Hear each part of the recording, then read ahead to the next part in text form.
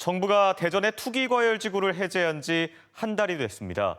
하지만 거래는 없고 집값도 하락세가 지속되고 있는데요. 치솟는 금리로 인한 이자 부담과 이미 부동산 가격이 고점을 찍었다는 심리가 반영된 것으로 분석됩니다. 윤웅성 기자입니다. 대전 탐방동의 한 오피스텔 건설 예정 부지.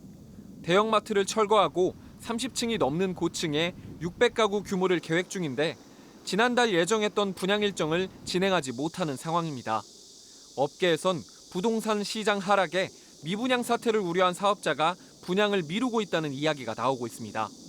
실제 지난해 말부터 시작된 대전의 아파트 가격 내림세는 반년 이상 계속되고 있습니다.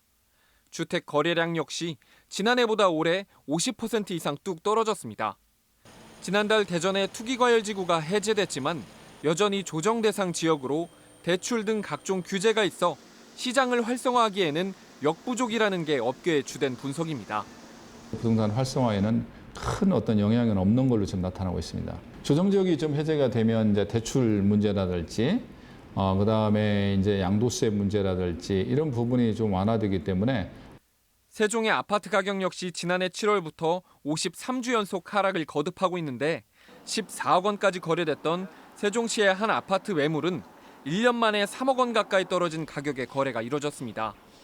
주택담보대출 금리가 4%를 넘으면서 매수 심리가 얼어붙은 데다 부동산 하락세가 당분간 계속될 것이라는 전망이 지배적인 게 원인으로 꼽힙니다.